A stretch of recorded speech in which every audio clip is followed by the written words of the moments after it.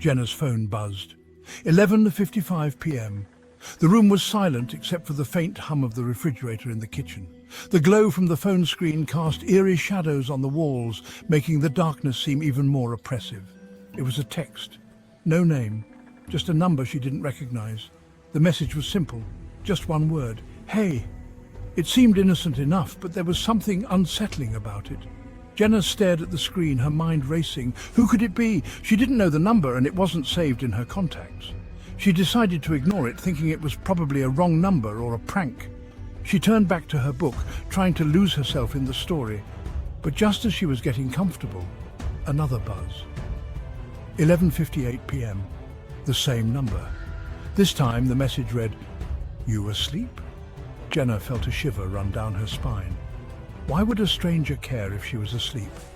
She glanced around the room, feeling a sudden sense of unease. The shadows seemed to move and the silence felt heavier. Her mind raced with possibilities. Was it someone she knew playing a joke, or was it something more sinister?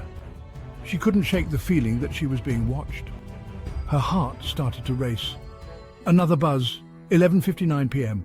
The message this time was even more disturbing. "I know you're awake."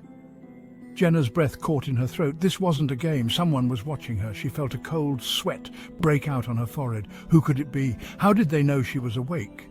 She looked around the room, her eyes darting to the windows and the dark corners. She felt exposed, vulnerable. The phone buzzed again, but she couldn't bring herself to look at it.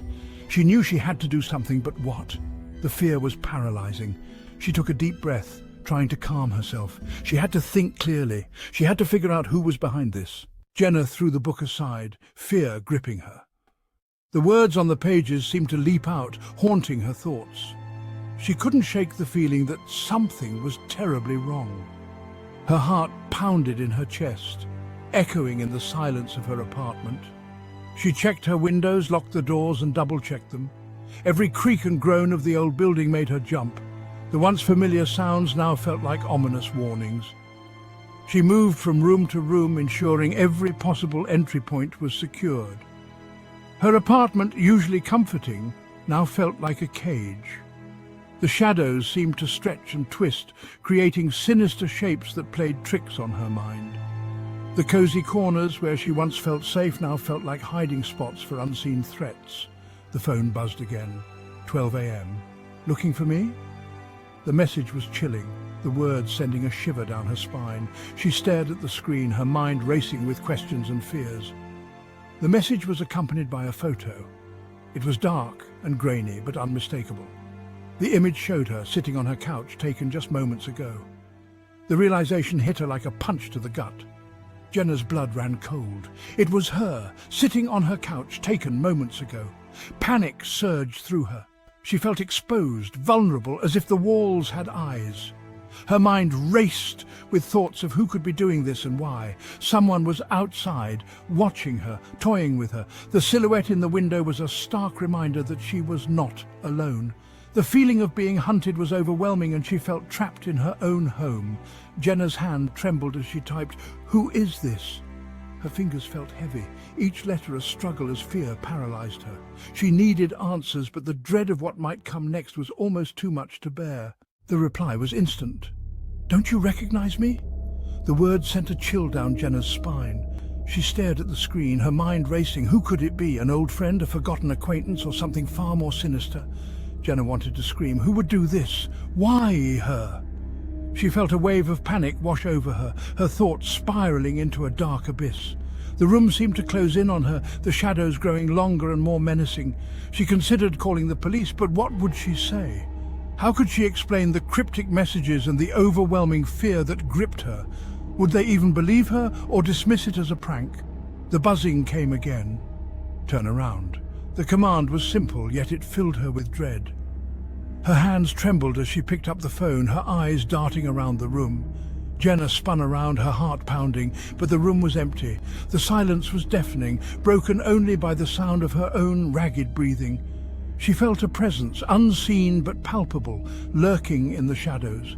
Just her, the phone, and the growing terror. She clutched the device like a lifeline, her mind racing with possibilities. Was someone watching her? How did they know her every move? "I'm closer than you think," the next message read. The words seemed to echo in her mind, each one a dagger of fear. She felt trapped, like a mouse in a maze with no way out. Jenna's gaze darted around the room, finally landing on the closet door. It was slightly ajar. Her breath caught in her throat as she stared at the dark gap, her imagination running wild with what could be hiding within.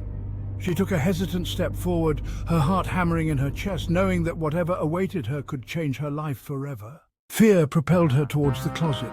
Her hand shook as she reached for the handle. What if someone was inside? What if they hurt her? Taking a deep breath, Jenna threw open the door. The closet was empty. Clothes hung neatly, shoes lined up perfectly. Nothing seemed out of place. Relief washed over her, quickly replaced by confusion. Was it all a prank? A sick joke? She checked her phone again. No new messages. Jenna stepped back from the closet, her gaze sweeping the room one last time. Her eyes landed on the mirror on the opposite wall. Her blood ran cold. Reflected in the mirror behind her was not the empty closet she'd just checked. Instead, a shadowy figure stood there, a grotesque smile stretched across its face, holding up its phone. The screen read, "You should have checked behind you."